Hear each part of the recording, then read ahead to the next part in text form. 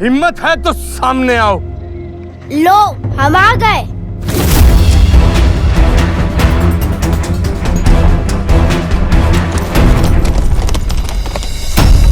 ए चींटियों, चले जाओ यहाँ से, नहीं तो कुचल दिए जाओगे। चीता जी को हुआ बुखार, चींटी ने हमारे चाटे चार। तुम ऐसे नहीं मानोगे। श्रीमान चिमना जी साहिब के सामने तेरी इतनी हिम्मत। सोचो, यदि हमने वार किया और तुम हार गए तो मुंह दिखाने योग्य नहीं रहोगे। तो तू हराएगा मुझे। श्री चिमना जी साहब को स्वयं मैदान में आने की आवश्यकता ही नहीं पड़ेगी, क्योंकि तुम्हारे लिए तो हमारी बहन ही काफी है।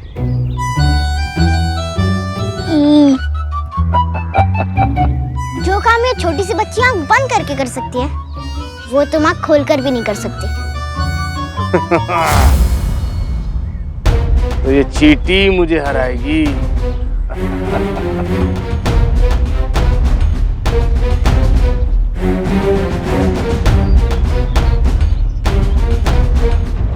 मेरी आई ने मुझे वो कहानी सुनाई थी जिसमें चींटी हाथी के कान में घुसकर उसे हरा देती है। आपकी आई ने वो कहानी नहीं सुनाई मुगल जी? नहीं। कोई बात नहीं, मैं आपको चुट करके वो कहानी दिखा देती हूँ मुगल जी। ए, ज्यादा चालाक बनने की कोशिश मत करो। बताओ क्या करना है। मैं हैदर अली कसम खाता हूँ, जो काम ये लड़की आंख बंद करके करेगी, वो काम मैं अपनी आंखें खोल कर करूंगा। बताओ लड़की क्या करके दिखाने वाली है।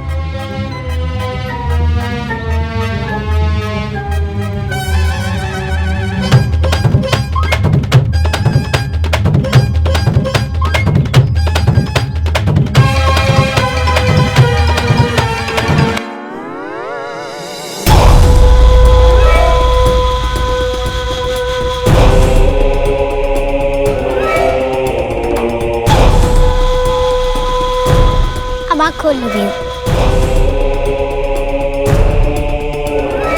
अब आपकी बारी मुगल जी, आइए ये मिर्ची अपने खुले आंखों में डालिए। आपने तो अभी अभी आई शपथ ली थी, क्या हुआ? हाँ हाँ, अभी ली थी ना? हाँ, क्या हुआ? लगाइए। आइए आइए आइए आइए ना। क्या हो गया? आप वैसे बलवान हैं, पर मेरी आई और मेरे भाव ने सिखाया, ताकत से बड़ी तेजी, तेजी से बड़ी बुद्धि, और बुद्धि से बड़ी मन की शुद्धि। तो आप भी अपना मन शुद्ध कीजिए और फिर किसी नारे को निर्बल मत समझिएगा। ये दिन याद रखना, जब एक चींटी जितनी लड़की ने तुम्हें चारों खाने चित कर दिया था। अब जाओ यहाँ से। ए लड़की!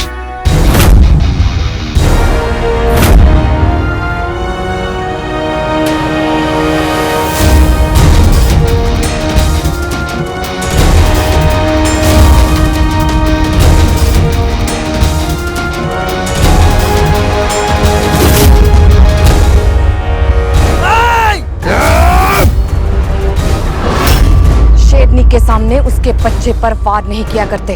तो औरतें अब हमें रोकेंगी? नारी बेचारी होती है, बेचारी।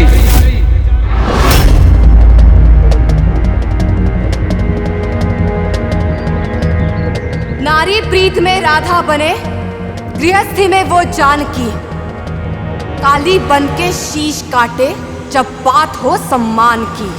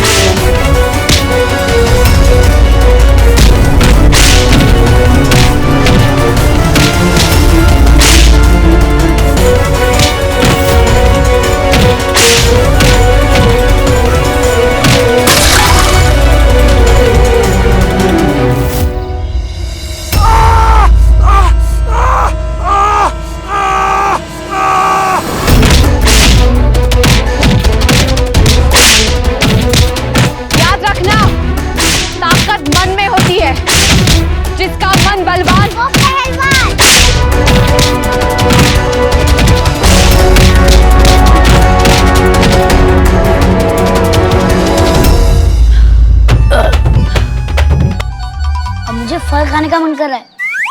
जाइए फल लेकर आइए।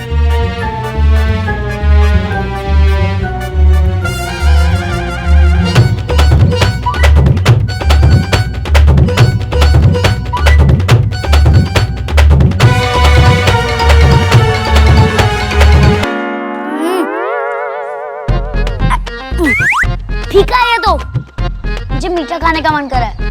जाओ मेरे लिए मीठा लेकर आओ। बढ़िया। ये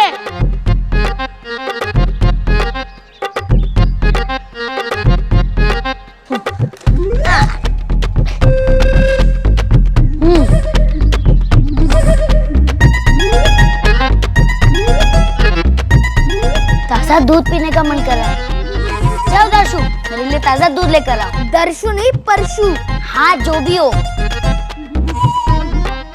जल्दी।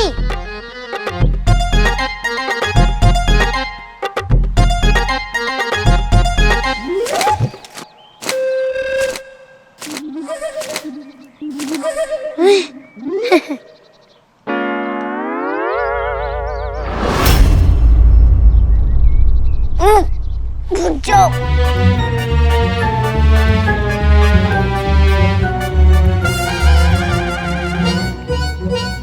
दूध नहीं है तो छाछ लेकर आओ। जी, कोटिया बाबा का आदेश है। जाओ ना।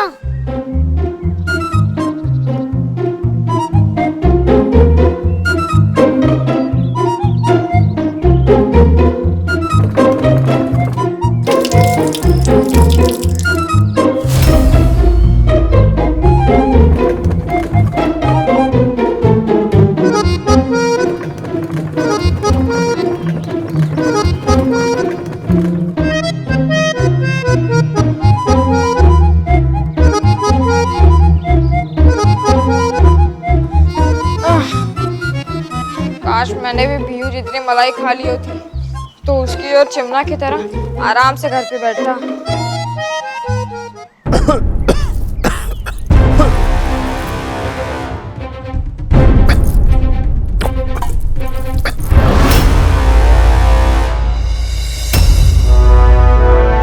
बादशाह सलामत, लीजिए पानी पीजिए।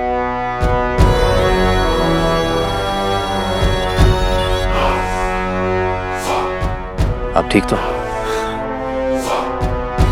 कमबख्श, हम हर बार मैदाने जंग से जिंदा इसलिए नहीं लौटे कि इस दस्तरखान पे अपनी जान दे दें। जान जाए हुजूर के दुश्मनों की। हम तो दुआ करते हैं कि हुजूर हजारों साल जिए और आपको कभी कोई तकलीफ ना। हमें 3 चीजों से सख्त नफरत है कमबख्श: शराब, शायरी और तीसरा झूठ। कोई और अगर ये बात कहता तो समझ में आती। बादशाह सलामत अपने खून पर शक कर रहे हैं। खून?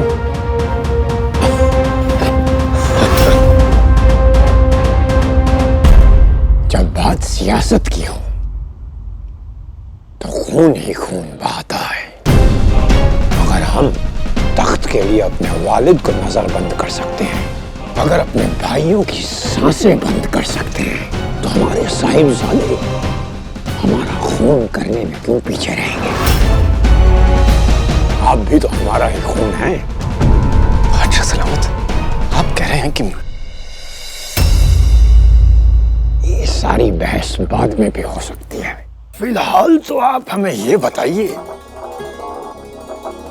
कि ये बालाजी जिसका जिक्र हम रोज सुन रहे हैं, ये बालाजी आखिर चीज क्या है? पता नहीं हुजूर।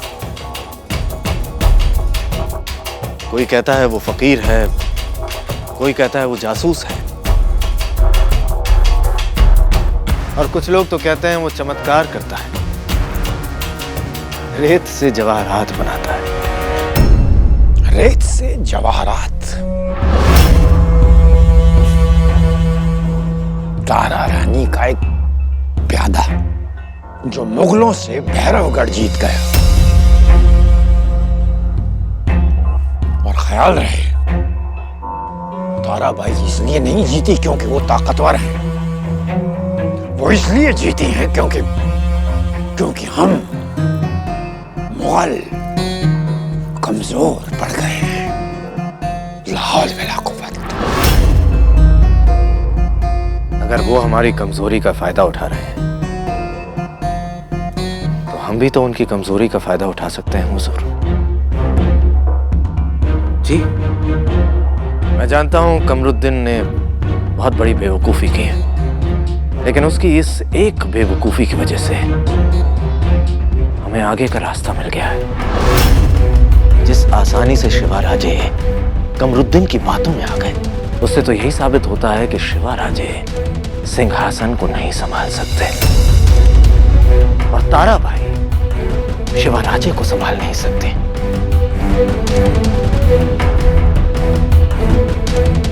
ऐसे में अगर हम शाहू जी को आजाद कर दें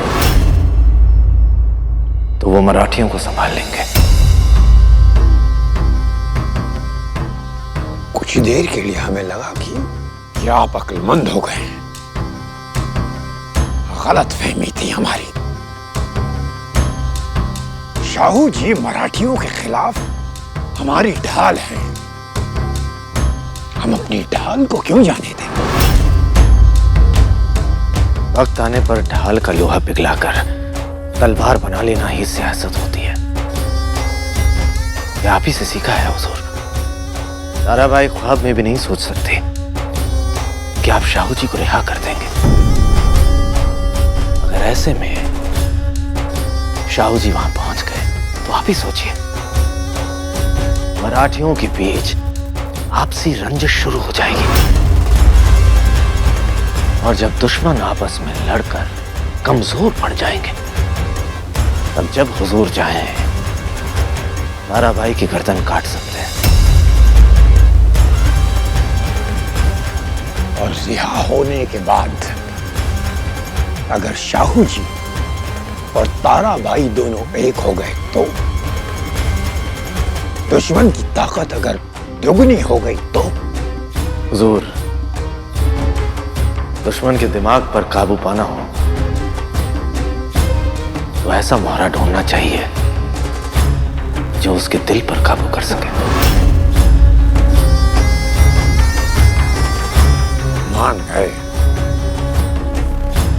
मान गए कि जब सियासत तराशती है तो पत्थर भी हीरा बन जाता है। बहुत खूब शहजादे, बहुत खूब। शुक्रिया हुजूर।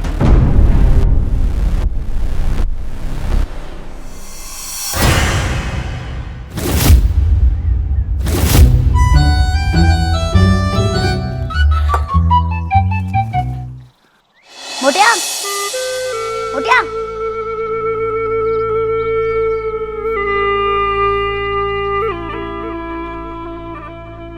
मोटिया, मोटिया, मोटिया।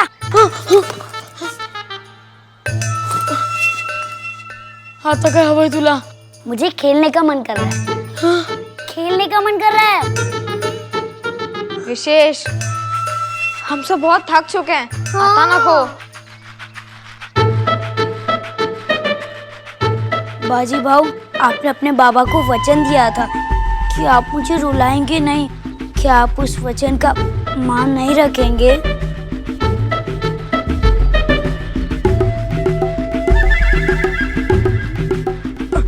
ठीक है, हम लुका छुपी खेलेंगे।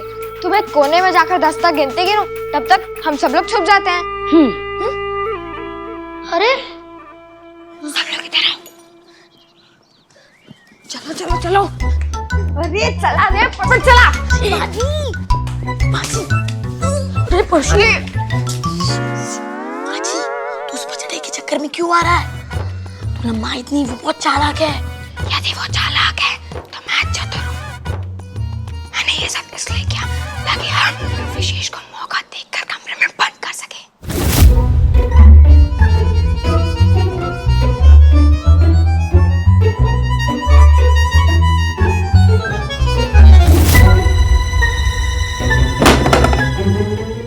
कहीं विशेष को चोट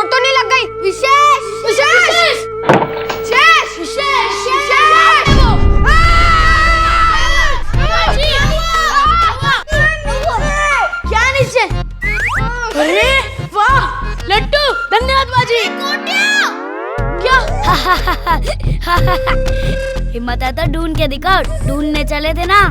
विशेष की आवाज तो यहीं से आ रही है। हाँ। पर वो है कहाँ? ढूंढो उसको ना।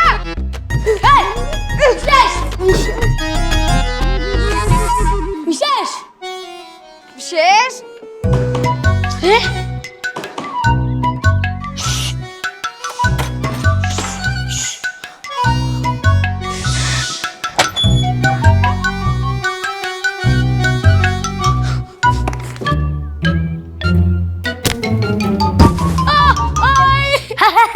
मोटिया गिरा, धरती हिल गई।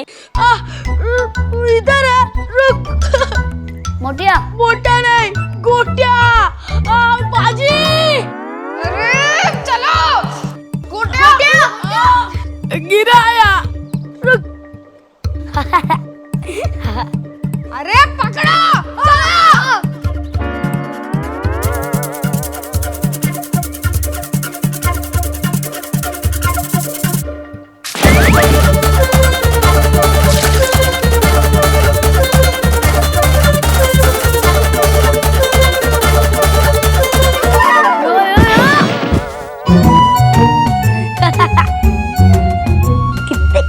बच्चे हो तुम सब।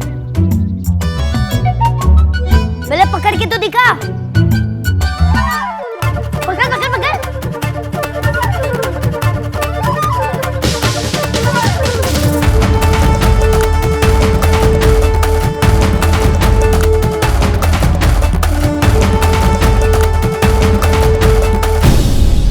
भैरवगढ़ हमारा औरंगजेब के मुंह पर मारा हुआ तमाचा है और हमारा ये उसूल है कि पहले थप्पड़ के निशान मिटने से पहले दूसरा पड़ जाना चाहिए।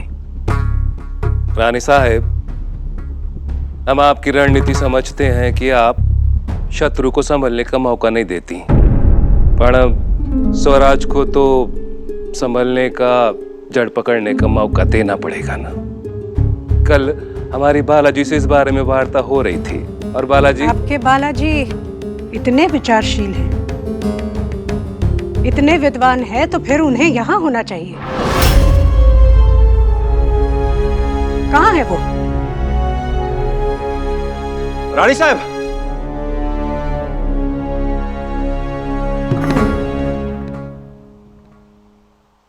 विलंब के लिए क्षमा चाहते हैं। विलंब से ज्यादा हमें बहानों पर क्रोध आता है। धाना जी कह रहे थे कि वर्तमान राजनीतिक परिस्थितियों पर आपके कुछ विचार हैं। हम भी सुनना चाहते हैं।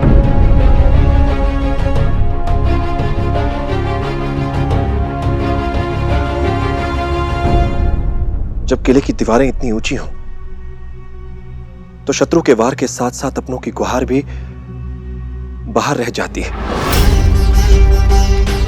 रानी साहब, भले ही इस दरबार ने महाराज शिवाराजे द्वितीय की सत्ता को स्वीकार कर लिया हो, और इस दरबार के बाहर कुछ सरदारों और लोगों के हृदय में अभी भी असंतोष है। दिशाहीनता और नेतृत्व की कमी के कारण भैरवगढ़ में हमने अपने ही मराठी भाइयों को मुगलों का साथ देते हुए देखा। जड़ें मिट्टी छोड़ रही हैं रानी साहब, और जब जड़ कमजोर हो जाए तो आंधी की ताकत बढ़ जाती है। क्षमा करा रानी साहब, पर हमें ऐसा नेतृत्व चाहिए जो बाहर वालों से युद्ध के साथ साथ अपनों के हृदय भी जीते। आपको लगता है भैरवगढ़ जीतकर आपने कोई महान काम किया है? आपने वहां जो किया वो आपका कर्तव्य था, और कर्तव्य निभाना कोई बड़ी बात नहीं होती, पर भरे दरबार में खरी बात कहने का साहस करना बहुत बड़ी बात होती है।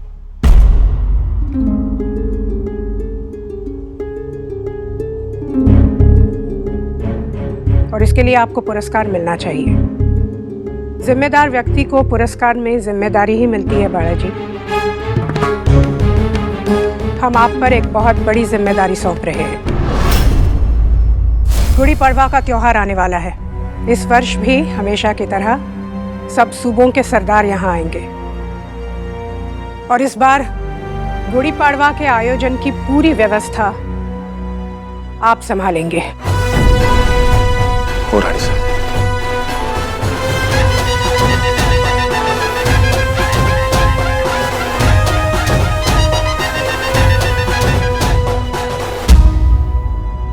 ये है तारा रानी साहिब, न दुश्मन को संभलने का मौका देती है और ना ही मित्रों को। दे दी ना एक और चुनौती। जब तक रानी साहब स्वराज की स्थापना में लगी हुई हैं, हमें उनकी हर चुनौती स्वीकार है। संभल कर चलिएगा बालाजी, अक्सर बड़ी मुसीबतें दिखने में छोटी होती हैं।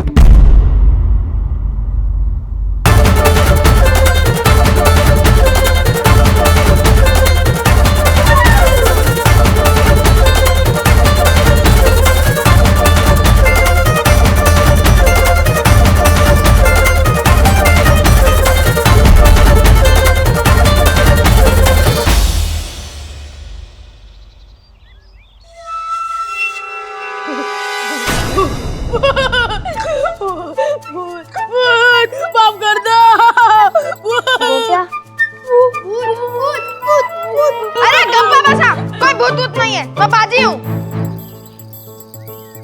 अरे बाजी, क्या हुआ जी? इतना गोरा कैसे हो गया? हाँ, हम सब मिलकर भी उसका सामना क्यों नहीं कर पा रहे? कुछ करना पड़ेगा, चला। अरे